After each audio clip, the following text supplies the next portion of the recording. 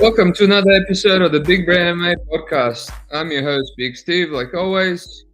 No guests, just me today. Nice and easy. Couldn't really get anyone on. I was a bit slack with this card anyway. Decent card though. We'll have fun breaking it down. I did a podcast with Couch. If you want to go on his channel and listen to it, I went in a bit more depth this time around. Did a bit more tape. I'll use this time to address a few things now that I don't have a guest. It was my birthday yesterday, so technically it's the 1st of September. I should be upping the Discord price today, but because it's my birthday, I'm feeling good. Have some celebrations tonight. I'll leave it for one more day. So if you want a cheaper price before I up it, join in today. I figured out how to share my screen. I'll be doing a bit of regional tape sharing my screen and how I tape stuff, so you get to see that if you're in there. And yeah, there's more people than ever in there now, so it's quite good in there. Other than that, I'm working on another video, like episodes. That's not really breakdowns. That I have an editor that's editing it, and I'm working on an intro. So I'm excited to release that stuff, see if it's good, because obviously this channel is about other people learning how to gamble full time. So have some more educational content. And yeah, let's do a little quick overview for last week.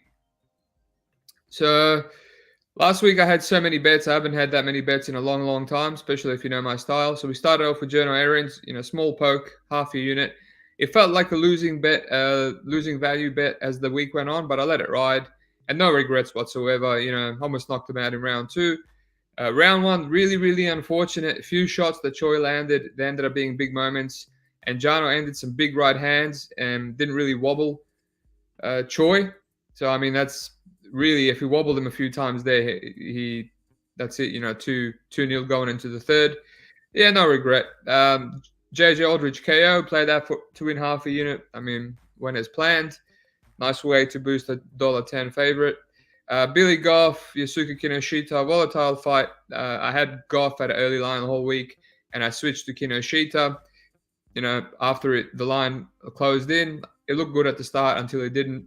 My boy, MMA prediction guru, said the under 1.5 was a good bet. I contemplated it, should have hit it. But it is what it is. We lose like $1,000 there. Kenan Song, Bedoya, nothing. I was telling everyone Bedoya at that price was a retarded play. Mikhail Zenchuk, Chidin Chukwani. I didn't have Mikhail locked in during my podcast, but I did say it was one of my best bets. I knew I was going to lock it in, so I put $1,000 on him to win 800. That was a beautiful fight. Essentially, Chidi's only path was body shot carnage, and Mikhail survived. Gareth Armfield Kazama, I played the under 2.5 right before the fight started in the Discord. I wish I could put more on. That was easy money. Waldo Bresky, I played Waldo for 1.5 thousand to win 500 against Bresky in the Discord. Then I played Junior Tafa for a full unit to win 666. So we're killing it. These are all, like I said, I bet almost every single fight. I never do this. Passed on Aaron Blanchfield. I know on the podcast I said I kind of think there's value on Santos, and there was. But when I did deep tape, I felt like Aaron was going to come on strong. And I was going to lie better, but I just couldn't do it because she couldn't get a takedown. And I thought, if she can't get a takedown, how is she going to win? Luckily for her, Tyler Santos threw that fight away in rounds two. Sacrifice throw, kind of what Valentina did to her, sacrifice throw her on top of her. But yeah, good on Aaron. She kept pushing. But yeah, anyone that's telling me that was a good bet at Drew's favorite is just retarded. It's tiniest margins. Rinya Nakamura, I had 200 on him by sub to win 800. That was very tilting. These sub losses that I'm hitting recently, very tilting. Fully locked in armbar. Giga Caceres, I messed up in live bet Caceres, instantly cashed out for $200 loss. I'm happy with that. Smith Ryan Span, the under 1.5 was one of the best bets. Didn't work out in the most tilting fashion. Span dropped him. Smith cowered like usual and survived. So infuriating. But then I bet Anthony Smith at $6 after round two, live bet at $8, pardon me, to win 600. So that saved me a bit. And then someone in the Discord said they had max minus 3.5 handicap. I hammered that. I wish I hammered it more. I just didn't feel like having $3,000 on a bet like that. And yeah, I won a bit of money there. So I ended up with like $600 profit. So yeah, a little bit annoying, hitting, 1, 2, 3, 4, 5, 5 bets in a row, and then losing a little bit on Rinya sub and a big bet on the under 1.5, and then just kind of having weak profit. But hey, if you're in a Discord, I hit all my leans. Sometimes I play them on the day. I feel good on the day. Uh, they're all hit. But yeah, profit is profit. Let's move on. Finish the month on like just under 5,000, 43,000 for the year. We'll be good. All right, that's enough of that. David L, my boy. What's up, Steve? Always in here. Thanks for the support. Let's get into this card, shall we? So Zarafan, Jacqueline Cavalcanti. I'm not going to waste too much time on this. Jacqueline's a good fighter. I've seen her all around the shop. I lost money on her in PFL, 2 weight classes up against Martina Jandrova. That was a split. They both hurt each other. And then she hurt and beat up Melissa Croden for the LFA title. Good fighter. Wait, I don't think that was a title. Was that for the title? Oh, it was. A bantamweight, so this is a catch weight. Fan isn't good, but she is good at striking, and she's going to get a striking fight here against a smaller opponent. It's a dog or pass. Not rushing to play Zara. I was thinking about the under 2.5 just because Cavalcanti hits and she's been hurt in multiple fights. But yeah, just passing. Passing, don't want to involve myself in this fight. Speaking of passes, Farid, Basharat, Kleydson, Rodrigues. I didn't tape this fight just because I'm sick of taping Kleydson and him always pulling out.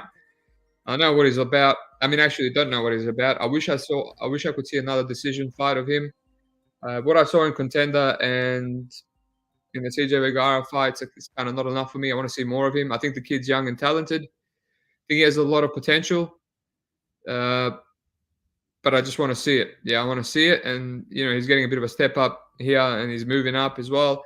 And Farid, I played the juice on Farid round 3 or decision against and Blackshear. And, that was close, but I thought he was just going to be a smarter fighter. And it was a 29-28. And now he's the same price against, a dangerous Rodrigues. I feel like playing it, man. I feel like playing just like a third of a unit, $500 on Rodrigues. Just because I know it will look like a decent bet, if he fights patiently like he did in Contender, he might get taken down. He's going to hump for subs. He's going to explode out. Yeah, I think it's going to be a 29-28. Maybe I'm wrong, but I don't want to take too much time on it. It's just don't feel like parlaying Farid, even though he's a reliable, smart fighter like his brother. Nora, Cornolle, Joselyne. I just said Joselyne here. I thought it was Josephine. Joselyne Edwards. Yeah, I mean, what can I say? I thought Joselyne might have some value. She's a Muay Thai chick from France, and I see her. She's getting a lot of takedowns. Girls are clinching her up, and I didn't understand why. But now it makes sense because she's meant to be good at Muay Thai, and then she's ending up on top. I think because she's got that Muay Thai, clinch strength, etc., etc. Yeah, I considered her for a short period, and then I've seen her level of competition. And then I seen that the line was close to Pickham, and so there's no value here, so I'm passing. See a lot of people saying the over might be good. Possibly. Nora gets a lot of KOs. She's aggressive. She's got a bit of BDS about her compatriot, or BSD. We'll talk about later. She's got good ground and pound. If she gets on top of Edwards, who knows? But yeah, he probably does go over. But I don't know how. Yeah, that's now I'm kind of talking myself into it. What's the over on Bet365? No, it's not even that good. Just a little bit above -200. Yeah, pass fight. Horrible fight. All right, Ange, Loosa, Rhys, McKee. Let's open up the screen for this one. Why not? Because it's a good fight. So I've talked myself into a bet here. Didn't think I would. Lou Betcher, you're a big guy. Doing God's work with this card. Thank you, mate. Show must go on every week. What do you think of Cornolle's split? Yeah, I mean, it's got value. Might play it for Sprinkle. By the way, Lou, if you want to come in at some point and make this more interesting for me, you're welcome. Just let me know. Let me know on in the comments. All right, so I talked myself into this bet. I didn't think I would like it. I'm on Rhys McKee at plus 170, $2.70. I was actually going to lock in $2.50, and then the line moved on me. Someone moved Ange Loosa to -200 again, which is strange to me. I don't think Loosa is a -200 fighter. He used to knock out people early days. He's got power. He's athletic. He used to have rabies, and now he's more patient. And with his patient approach, it kind of his decisions are give or take. He lost to Jonathan Thompson in LFA, a split. He won a split against Colin Lubitz, then he lost to Madalena, then he won a comprehensive decision against John Howard where he just grappled. Then he lost the comprehensive decision, striking decision against Munir Aziz. And then, he won a 29-28 against AJ Fletcher where he almost got finished. He's meant to have really good durability. That fight, that's the one fight that wasn't a split. That's because AJ Fletcher, absolutely no cardio, died after one round and just got taken down and didn't get up in round 3. I get why people are steaming Loosa. I mean, I don't get it why they're steaming him this much because it's not warranted. But I mean, I'm used to it. Now that I'm on Twitter, I see people really make the same mistakes over and over again. But McKee is 27 years old. He can be hit. He hasn't fixed that issue with his striking defense. He's very durable. He will wear it on the face, like the bleeding and the cuts. But yeah, very durable. He will eat shots. He's got good volume, constant pressure, and he's got good cardio. And he comes on strong in round 3. So I'm inclined to believe that he wins round 3 at a pretty high clip. He probably will get taken down. Loosa has proactively wrestled before, and he's the more athletic guy, and he's probably going to crack Rhys with the straight right over and over again. But Rhys is going to crack him as well with the straight punches, and he's got 4 inches of reach. Loosa doesn't really like pressure. His defense is to shell up and circle around the cage and then blitz in himself. It's why Munir Aziz shut him down so easily. Granted, Munir Aziz, the art of 8 limbs. He's got knees, he's got elbows, lots more kicks. Rhys, predominantly a boxer and a calf kicker. But it just seems like a close fight to me. Yes, Loosa might win the first round. Maybe he doesn't. McKee has shown to be a good fighter. Justin Burleson, good fighter, and that was close to being 2-0. I think it was 1-1 going into the third. I'm also contemplating Rhys McKee decision, just because Loosa is extremely durable. It could be better. It could be better. Round 3 a decision if you want to be safe, because he has a lot of round 3 KOs. And he's fought a good guy in Jimmy Wallhead, and he said on an interview that he was happy with that fight because when he fought Alex Morono in his first stint, Morono gave him a vet lesson, and he wanted another vet like Jim, and he proved that he could outsmart someone like Jimmy. But Jimmy didn't really take him down much.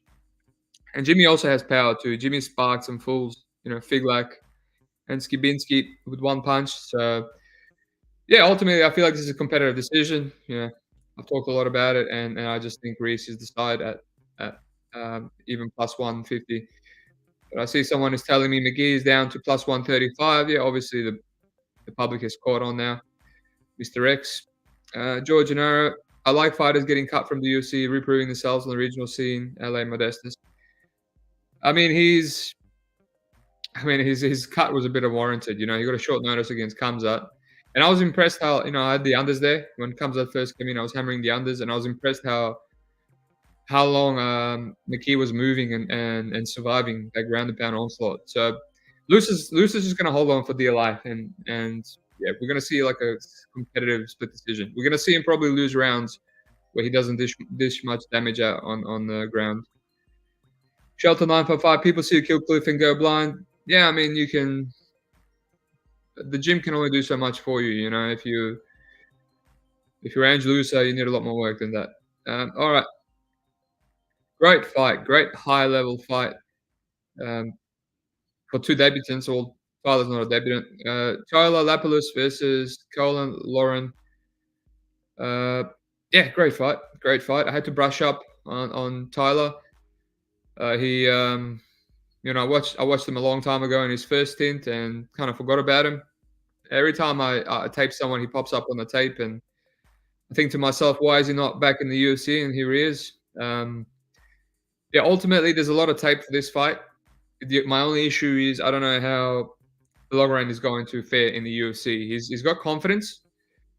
I'll be following him in Cage Warriors for a bit. One of my sharp friends says the Don reminds him a little bit of Cejudo, and that's accurate. Short, stocky, powerful, very durable. He blocks punches with his head, though. It's just, we'll see against Lapilus if that's going to work for him in the long run. But yeah, he wants to grapple. He used to be more of a grappler, a brick shithouse, and take you down and body triangle. One thing I noticed is really good at going straight to side control. Every time he takes you down, he laces the legs to the side. That's very good. And good at getting to the mount, good at getting the body triangle, and has a decent rear naked choke. And he's really good with his ground and pound as well. Hasn't really been extended much. Hussein Abbas Zaid extended him, but that was like he seemed to want to play around, with his striking. His striking is improved. He's throwing a lot of pull counters now, and the Dylan Hazan fight for the title, he was essentially him just striking for 2 rounds. He had a lot of shots there. He's really stiff. He's comfortable taking shots so he can pull counter. And he had a lot of shots from Hazan, but that's a flyweight who doesn't have any power whatsoever. How's that going to work against Tyler Lapilus? That's ultimately what's putting me off this dog shot. Because I think the Don has good potential to be a solid play, right? Because Lapilus has lost before via this grappling path. So, I'll take this Sasaki fight. That was a long time ago. He won a split against Omas Solmaz. I haven't looked into that. It's on YouTube. I just couldn't be bothered. I have a feeling like that was probably grapple based. Yeah, maybe someone can correct me. But yeah, I watched these fights with Josh Hill, which was a split decision. There was a bit of takedowns mixed in there. Round 3 came a bit easier. This Denis Levertiev dude, Russian guy, that's a perfect fight to watch. He's a grappler. He's beaten, I forgot his name now, the guy that trains with Josh Barnett with the long hair. Denny Henry. He's beat Denny Henry before, so he's a good wrestler. And he was also, trying to take Lapilus down, but Lapilus was getting up. And round 3, the get up stopped, and he was kind of gave up round 3 cleanly for a unanimous decision loss. Knocked out Nate Maness with a sidekick. Comprehensively beat Marcus Breno. Wilson Hayes dropped him like 5 times, and knocked out Damari Pena, who is Aries champion, and he's beating everyone in 5 rounders. That was his first loss. So really high level of competition on the regionals. Josh Hill and Marcus Breno are both ranked Bellator fighters, and they're good. Breno is a decent fighter. He actually beat Josh Hill before. But yeah, it shows me that he can fight close. He can fight close unless he gets a KO, especially if there's grappling involved. But initially, if Loughran is gonna play the striking fight, I think Taylor is a lot more clean than him. He'll be cracking him early. I don't know how his chin's gonna hold up. I'm kind of talking myself into it. I'm leaning towards the fact that the Loughran might have a really good chin, and he might just be able to kind of pressure cardio Lapilus, but he's going to be eating a lot of shots from the southpaw.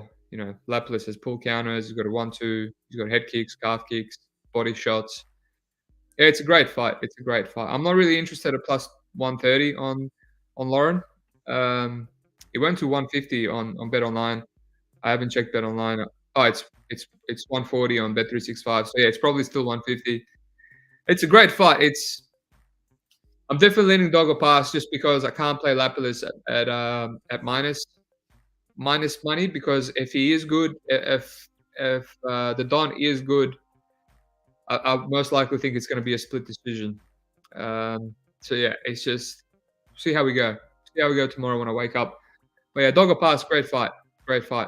I have questions about Loughran, but he's rapidly improving. What's my boy Dave L say? Tempted to bet Loughran, feel like he might be very good, but I'm just not sure. Yeah, it's tough, man, when you get burned on so many of these cage warrior dudes, and Loughran is like the perfect cage warrior guy that's just beaten not good cage warrior dudes, and now he's coming into the UFC, and he's taken an astronomical step up in Lapilus. It's tough. There's a recipe there for him to be burnt again. Like Duncan Ferguson and all these dudes. But yeah, we'll see. Beauty of it is we'll find out. Speaking of cage warrior dudes that are a bit overrated, Morgan Charriere versus Manolo Zecchini. I mean, this Zecchini guy is not as bad as I thought he would be, based on his line. Taping him for the first time. He's an in-and-out dynamic striker. He's only 26 years of age. His losses are decent, other than his first one. He lost to a 5-5 guy via triangle choke in 2018, which is a red flag. He was kind of grappling him, and then he got caught, which, You look at his other fight against Danny Matheson, he was rocking the guy all over the place. Maybe David L knows Danny because he's Danish. And then he kind of gassed out in round two, and then Danny, I think it was a ground and pound finish. But that Danny guy's he's 5-0 now, so that's a good opponent. And then he also got wrestle left for 3 rounds by Karamulo Sufiev in 2022. And it was never close to getting finished. Cardio didn't seem too bad. He actually hurt Sufiev in round three with a head kick, kind of like Klimako versus Ray Saruya that we've seen on road. So he's showing improvement. That Sufiev guy is like 9-2 now, and then he knocked out two guys after that. This Abu Tunkara 7-3, knocked him out with a knee. I think he's improving. He's obviously got power. He's got a lot of finishes. Grappling and cardio seem to be his weakness, but at 23 years of age, 26, surely he's improving. And he's a massive underdog. He's fighting Morgan Charriere, who I think this guy is just a bit overrated. Out of all the Cage Warriors guys, you could have signed so many of them. You could, all the guys that have beaten him, Paul Hughes, Jordan Vucinic, Soren Bak, even Saladin Panais, who's in KSW. None of them are UFC, and they decided to sign, Morgan. I get it. The state of UFC at the moment. He definitely is UFC ready, just because he's experienced, and the organization has been watered down, and it is a Paris card, so I get it. But yeah. I mean, I think he's this much of a favorite just because he's had close fights with Paul Hughes and Jordan, and he's fought the who's who, and he's an ex-Cage Warriors champ. But when he's fighting guys that are not that great as well, like Daniel Bajant, for example, who's 7-4 now, 7-5, a Croatian dude. He went to a split decision. He grappled and he kept losing position, and he ended up on bottom. And he does that a lot. And when he's on the feet, he's a good kickboxer, but he's a slow volume. So they gave him Pedro Souza and Diego Silva. Silva's, fought for the LFA title, but he was beat by Agueda, and he was beat by Jay Perrin, which is a red flag. He knocked out Silva late, but he was also not the most impressive performance. I'm close. I'm close to playing Zecchini. It's just you have to assume that he's going to have some improvement, that he's not going to cardio gas. Charriere is extremely durable, so then it kind of eliminates the Zecchini one-shot KO path. And then it's like, can Zecchini win a decision, or can he at least be competitive? Charriere is a good kickboxer, but he does grapple a lot, and he does have a lot of success with the grappling. So I'm close. People parlaying, Charriere, good luck to you. All the best. But I always thought he was overrated. Yeah. No strong takes, but I'm close on Zecchini. Maybe play some maybe the spread. I'll look into the spread. But a lot of people think Zecchini is going to be finished late, which, I mean, could be the case with his cardio if it hasn't improved. Yeah, let's move on. Speaking of fights that I'm waiting for spreads for, William Gomis, Yanis Ghemmouri. So good fight, this one. Let me just address this comment. Shelter 955. Does the home crowd ever factor into the decision making, or is that just narrative garbage? It can. We've seen it last week. Choi against Aarons. Every time Choi landed something, the crowd was going crazy, and I was like, oh no, well, this is not good for our decision. But hey, if Aarons knocks him out, it doesn't really matter. Like this, it won't really matter here, for example, because they're both French. It just depends on the circumstance. It's in the back of my mind if it's going to be a close fight. Blue Betcha, there's a plus 800 sub prop for Cherry out there on Betway. It's interesting. Don't love his cardio. I'm not sure if Flash finishes his play here. Yeah, we agree on that. Yeah, sub could be live. I don't know. I have to look into it. All right, so William Gomis, Yanis Ghemmouri. So this has obviously been reshuffled. Gomis was meant to fight Almeida. For some reason, my milk is really chunky in this coffee. And Yanis was meant to fight Loughran, who's now has a different opponent, Lapilus. And I know a lot of people telling me that Yanis might have some value, and I just didn't see it, just because I rated Loughran, and I thought he was going to be more physical and strong, etc., etc. And Yanis mostly has split decision wins, and he kind of grapples. And I didn't think he was going to have a grappling path against Loughran, but in this fight, right? I'm actually considering the dog a bit more, only because William Gomis is so negative. You know, he's always backing up. He's a weasel, as everyone's mentioned many times. He backs up. You know, he's very, very athletic and explosive, and he uses that to his advantage. So he makes you chase him. He kicks you from the outside when you close the distance. He just level changes and takes you down. And he's very aggressive with his takedowns. He's strong. You know, the Harila fight in Cage Warriors was horrible. You know, Harila just kept pressuring for 3 rounds, and this guy just kept circling around for 3 rounds and just clinching him. And he somehow won a 30-27, right? You don't really see that in the UFC with that lack of damage and cage push. You know, if Harila could have landed one or two things, could have stolen the rounds. And he had a split decision against, I forgot his name now. In his last, Francis Marshall, and even Jono Aarons, who I don't think is the greatest. You know, we're just seeing him drop the ball against Choi. You know, he hurt him with the right hand and almost submitted him. And one of the judges gave that fight a draw, 29-29, 28-28. And the others had him winning 29-28. So he's dropping rounds, right? He's dropping rounds to not the greatest fighters. And Yanis is a K1 kickboxer. He's very explosive. He's agile.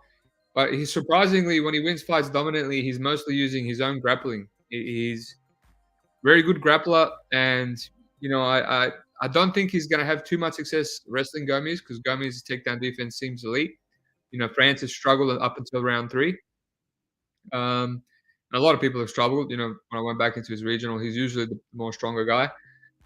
But you know, if the more I think about it, you know, Yanis, he might not pressure him. He's got good distance management himself. He's good at kicking himself. If this plays out in the kicking range, and you know, Gomis is trying to kick a K1 kickboxer, definitely going to be competitive. And then just because Yanis has really good takedown defense and good wrestling himself, I'm inclined to believe that he can kind of shut Gomis down a bit. There's not much footage of Yanis off his own back because his defense is quite good, which leads me. And usually, I mean, I watch way too many of his regional fights. Usually, when I can't see anyone taking him down, and when he's really dominant with his own wrestling, I'm inclined to believe that he's good off his back. Like usually, good wrestlers, they have good wrestle ups. I know in training in jiu-jitsu, like the wrestlers are super hard to hold down. But then someone in the Discord sent me one footage when he was taken down and he hit a really nice, good sit-up Kimura sweep. So I'm inclined to believe that he's not a bum off his back. So yeah, this line is very, very, it's very tempting. Obviously, it's been steamed a bit, which is annoying. The reason I haven't played it is because I can still see Gomis winning at 29-28 or another split, which would drive me crazy. I'm not a fan of value losers, so I'm waiting for the plus 3.5 spread on Bet Online, which, you know, they're taking the sweet ass time. It still hasn't come out. You know, the more I'm waiting, the more it's getting steamed. The money line, but yeah, you know, I'm considering Yanis' decision. It could be very close. You know, K1 kickboxer out of kicking range. I think the line is like this, obviously, because Yanis was meant to fight at bantamweight, and now he's moving up to featherweight.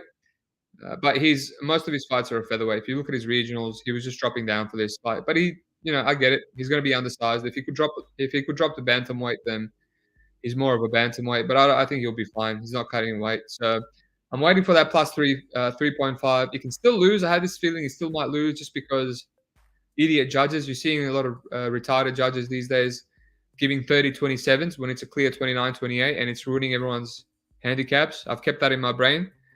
And I just feel like that's corruption anyway. They're just doing that to burn all those plays. So who knows? That might happen here too. But yeah, it's dog or pass, you know. Slim margins for Gomis. And I think Yanis has good enough wrestling to keep it competitive. All right, let's move on. Quoth MMA. Don't remember you being in here. Thanks if you're a first-time listener. Gomis never creates margins to justify minus 200 favorite. We're lucky to get plus 250 on Unibet on Yanis since they were slow to move. Yeah, I mean, you know, even this current line, you know, how's he going to cover it? How's he going to cover it? My only concern is he could cover because I've seen Yanis wobble twice because he fights with his hands low. And Gomis can crack. He just haven't seen him do it recently. All right, speaking of cracking, Bogdan Guskov versus Volkan Oezdemir. So we got evil Anthony Smith here fighting against Volkan. Yeah, I think it's a bit of a spooky fight. a lot of people think Bogdan is a gun, is a bum, a fraud. That feels like a bit of a Twitter echo chamber this week. I don't think he's a fraud. I don't think he's anywhere as bad as that Ukrainian guy that people are comparing him to. Yes, he's 4, not the greatest guys, but they're not even that bad. 7-2, 4-1, 20-10. That's a normal regional Brazilian record. The one guy that sparked him in 3 minutes, Vojislav Velisevsky, 33-8. That's a good opponent. Yes, he finished him. Nurlan Tokrabayev in Brave. I found that fight. No thanks to Tape Index. He's 13-3, 9-1, no, 13-3, and he KO'd him in round 3. So I watched that fight, and his cardio seemed fine in round 3. So I don't think he's that much of a bum. I just think he might actually have the death touch. He might actually have the death touch. He fights with his hands low, and there's just so many fights that end in round 1, so it's hard to get a read. But that round 3 just was enough for me to pass on Volkan at this juiced price. I get it. I get it. He's ranked and he's fought a high level competition in UFC. I've never been impressed with Volkan, so I'm not in the business of playing him at this juice line against a dangerous guy. What I did play here is I mentioned this play on Couch Warriors podcast, and I ultimately thought it would be steamed. Under 1.5. It was $1.75 for days on Bet Online, and I didn't want to play it because it was only $250 limit. And once I mentioned that on Couch Warriors podcast, I'm like, yeah, someone's definitely going to steam this now and ruin it. And then the next day, when the line, when they opened up, it was $1.80, 10 cents away from Pick'em. And I was like, what the hell is this? Like, I get it. Volkan is durable. He's durable, and this Bogdan guy, maybe he's gone late before. Maybe he doesn't really have the death touch. And if Volkan is durable and you're relying on Bogdan to knock him out, and he's only knocked out bums, I get it. But end of the day, man, Bogdan has got like a billion round 1 KOs, a bunch of round 2 KOs where he ends up under 1.5 rounds. He was sparked extremely easily by this Russian guy with a jab in one of his 2 losses.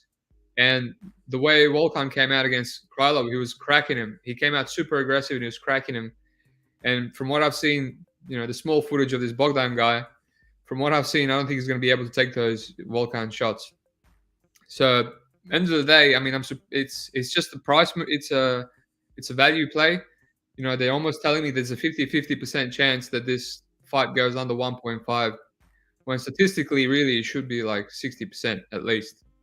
Or let's say 55, which even at 55, it gives me a bit of value. So it was only $1,000 to win half a unit. I didn't want to put a full unit on. You got my boy George Anaro saying here, another patented Big Steve under 1.5. Let's go. I mean, yeah, hopefully it goes better than last week. Smith versus Span. But yeah, I mean, it's just the line forced my hand, and if it loses, I won't really be upset because I think we're all gonna be surprised. I think there's a chance Bogdan surprises us all and knocks out Volkan. I think if Bogdan really is a bum, then Volkan will run through him in under 1.5 rounds, and hopefully he doesn't fight like an absolute idiot like against Paul Craig. But we'll see. Steer into the volatility, shall we? Alrighty. Speaking of volatility, Benoit Saint-Denis, Mr. Volatility man himself versus Thiago Moisés. Great fight. As I said on the Couch Warriors podcast, I was kind of leaning Moisés, and he was too. And I see everyone is playing Moisés now. I had to do a bit more tape before making my play, my concrete decision. And I looked into a lot of fights, and the issue here is we've seen Moisés get grappled and lose this kind of matchup. Benil Dariush, 30-27 him easily. He kept going for guillotines. He was easily gassed and taken down. Had his back taken and had to defend deep rear naked chokes in rounds 2 and 3. And we've seen Makhachev do it too. Makhachev was a bit patient. He was respecting his PR. Eventually broke him down in rounds 4, but it was a bit more competitive. Moisés. I think these guys are both tanks. They've got crazy similarities. I think they both have underrated power. I think they're both tanks. I think Benoit has better entries, better double leg, for example, and I think Moisés is also an elite wrestler when he pushes against the cage. It's kind of like Makhachev in terms that he will just push you against the cage and just look for a chink in the armor, and then he'll, when he locks his hands, you're going for a ride. Uh, but yeah, and then on the other side, I think Benoit is a lot more hittable, and he's a bit of a dog, and I think he has a bit of a lot more mongrel in him as opposed to Moisés, who just loves a technical fight. Uh, yeah, I mean, not rushing to play Benoit Saint-Denis at favorite odds. Like I said, we've seen Moisés lose this kind of fight, albeit to to the highest of level of people in the division. So I get why the steam is coming on Benoit Saint-Denis. But he isn't fighting anyone good in the UFC, right? And I thought, all right, so I can see to possibly see him get grappled, I had to go to his regionals, which I know his regionals look bad, and I do think that he's improved quite a bit since then since he's gone full time. But I don't mind looking at his regionals because honestly, he's fought better grapplers on his regionals than he has in the UFC. Like he fought Arthur Shepaniak in his second fight as a 1-0 guy, and Shepaniak was 4-0, and he's now a ranked KSW guy. He just knocked out Hoy with a head kick, but he's a really relentless grappler. And he was winning 2-0. He was winning 2-0 against Benoit. He was getting taken down, and he was taking Benoit's back. And Benoit was standing up, but Benoit broke him in round 3 and rear naked choked him. Man, this guy's going to keep coming. Whether it's striking, we've seen it against Zaleski, the beating he took, or whether it's grappling, he can be taken down. Based on the regionals. I mean, even Gabriel Miranda took him down, but he will keep coming. He will keep coming. So ultimately, I'm passing on this fight. I can't play Moisés just because I feel like Benoit is going to have early success. He's going to come out strong. He might be hittable. He might get taken down by Moisés because he's just no regard for safety or defense, especially in Paris. But yeah, he's just going to keep coming, and he's not going to consolidate bottom time, and might get his back taken, but he's going to reverse. He might have the better cardio too. Moisés might drop him. These are all the reasons why I can't play him as a favorite, but I ultimately think there's a chance he comes on strong, and we might see Moisés flake again. We haven't seen him flake in a bit. But Moisés is a high level fighter. I can't fault anyone taking the dog shot, and I can't play him, myself just because I don't know. Yeah, expert breakdown. Yeah, just a great fight. If anything, I'm just gonna wait and watch. Steve Gregory makes a good point. Fight screams watching brief. Exactly. I'm gonna watch it. I'm gonna enjoy it because Saint-Denis is gonna bring the carnage. And yeah, I'll see if Moisés has some success and he slows down, and then I'll get ready to play Benoit Saint-Denis live bet. Alrighty. Quattro MMA. I like BSD a lot before tape. Can't play him now. Getting the worst of the line. Feels shit listening to so many sharps shouting recency bias and talking up medical Moisés. I don't think he's medical. He's running through Thiagos like that is pretty elite. Thiagos is a good black belt, and yeah, he's gassy and whatnot. But that was in round 1. Not many people run through Thiagos in round 1. But yeah, it's tough. It's tough. I could definitely see Moisés having success. But it's just like, how is he going to look when the fight gets extended?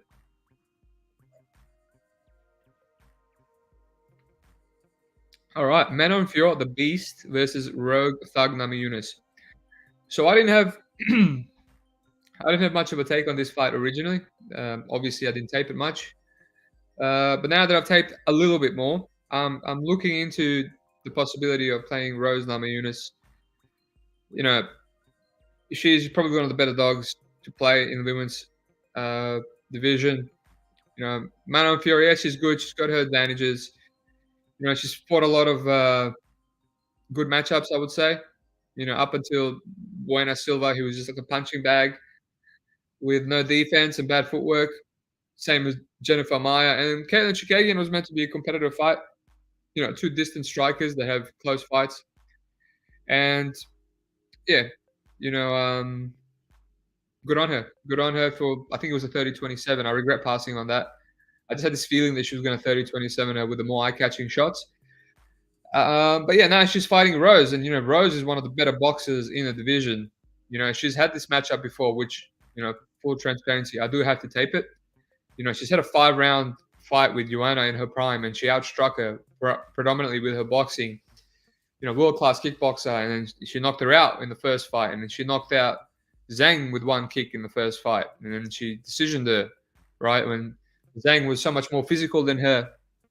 she broke her rounds 4 and 5. And people are saying they want to play the juice on Fiorot because she's the more physical girl up at flyweight. Yeah, well, so was Zhang. I'm inclined to believe that Zhang is actually more physical than Fiorot, even though she's smaller, right? Zhang is on all kinds of supplements, creatine and whatnot. The Carlos Praza fight means nothing to me other than just proves that she's a bit of a head case. I really hope that they do sort out the coaching situation.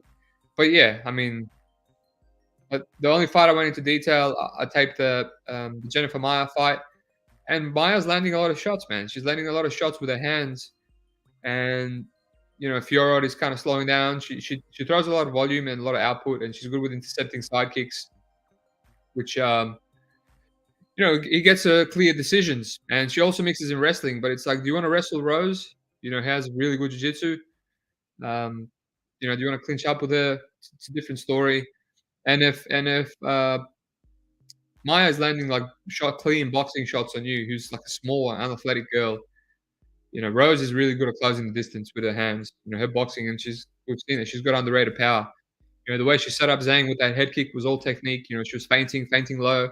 She noticed that Zhang was moving out of the way of the leg kicks, and then she fainted low and went high. It was beautiful. So this, like, the level of technique that Fiorot's coming up against Rose is it's a different level here. So it's a dog or pass. I have to look into it some more, but there's a lot of things going up against Rose. Moving up. Fiorot's decent. She's good everywhere, and it's in Paris. It's in France. There's a lot of things going up against us, so I'm not rushing it. If this was a 5-rounder, man, and the odds were even a little bit less, Rose would be getting a lot of my money because I think she beats Fiorot easily in a 5-rounder. Alrighty. Main event. Let's check out some of these comments. Rose's Instagram is nothing but her gardening and playing trade wife to Pat the Predator these days. Yeah, I mean, I wouldn't get too obsessed with Instagram, honestly. David L. Rose's decision is pretty decent. Yeah, my concern is, her sneaky finishing upside. We've seen it. She finished Waterson, extremely durable. She finished Joanna, extremely durable. She finished Zhang, extremely durable. So I would hate to be on one of those sneaky finishes, It was like Oki on Contender Series. A lot of people playing the overs and Oki decision, and I considered it over Dylan Salvador, but the only reason I didn't is because of that round 1 KO potential, and it happened. Rose saying all the right things this week and arrived last Thursday. Thoughts on finishing equities? Yeah, I think she's got a chance. I'm going to have to listen to the interviews. That's coach threw up for a media like a step forward wife. Yeah, nice. Mr. X banging on that point. Solid matchmaking on this card. No smash spots. Yeah, it's unfortunate. Let me just look. Yeah, smash spots do seem a bit. Yeah, I agree. Alrighty. Main event. Cyril Gane versus Sergey Spivak. I don't have a better take on this than I had a couple of days ago. I'm leaning Gane. I just don't feel like playing the line, considering how aggressive Spivak's going to be with his takedowns early. And, we've seen the issue with Gane. I think he's better than people think he is. I think this is a step down. And we've seen Spivak, mentally shut down when he can't get a takedown. I think some of the shots that hurt him are not as bad as him just thinking, I can't win this fight. And he just folds. And, he needs like 4 or 5 takedowns to get a finish. People keep getting up. Derek Lewis gets up, the other dude got up, the Brazilian that's been cut. So, yeah, I think Gane's going to get up. I think he's better than people give him the credit for. He's just playing this juicy line on him, when there is a risk of him ending up on bottom in rounds 1, and that might sap his cardio. I'm just going to pass and enjoy the fight. I think it might be very tepid early. I don't want to play. I was going to play the juiced over at 1.5, but I just have this feeling like Spivak is going to hate the body kicks. I can't play someone. I can't play the over when on one side there's a guy that's folded to round 1 KOs like twice instantly. Even though Gane is not the most powerful striker, I think he's underrated. He beat the crap out of Ty, beat the crap out of Dontel Mays, even in round 1. So those body kicks are going to be there, but there's a risk that Sergey might catch him. So it's a very volatile fight. I think it'll be a good live betting spot. See how it's playing out. I think both, Spivak has improved a bit. But, if you're a flake, you're a flake. So looking forward to seeing that. George and Nora, is Gane going to break our hearts again? I hope not. Because I think he's special. But, he was a kickboxer not long ago, and he's improved so much. I think he's very high IQ, so sky's the limit for Gane. But, yeah, you don't want to be losing to Spivak if you want to be a top-tier fighter. Kyrax, Tailasa bidding was an all-time. It was. That was also like the first time anyone's landed a clean shot on Gane. And he just came back and beat the crap out of him. Alrighty. That's it. Let me just quickly go over all the bets. Volkan, Zara pass. Farid, Kleydson. I'm really leaning Kleydson, maybe a small poke. We'll see. Female pass. I've got half a unit on Rhys, McKee. Loughran, Lapilus. I'm really considering Loughran, but we'll see. I'm considering Zecchini, Yanis, Ghemmouri. I'm waiting for that plus 3.5 handicap. If it doesn't come out soon, I might just have to play a little decision. I played the under 1.5 on Bogdan, Oezdemir. I might even play some Bogdan round 1. Who knows? Moisés, Benoit. It's a pass. Looking for live bet. Fiorot, Rose. At the moment, it's pass. I have to do some deep digging. Might play Rose and Gane. Spivak pass. Best bets last week was under 1.5 and McKee. It was 50-50. I'm going to have to give the Bogdan Volkan under 1.5, and let's hope he doesn't burn for 2 weeks in a row. And, I have Rhys, McKee, so... Yeah, I feel good about it. Yeah, Rhys, McKee. Feels like a lock. Lock it in. But yeah, other than that, that's it. Keep an eye out for the new video that I'm going to edit and post. It's a short 10-minute episode. Sign up for the Discord. It's the last day before the price goes up. Other than that, thanks for listening. Like and subscribe, and good luck on your bets.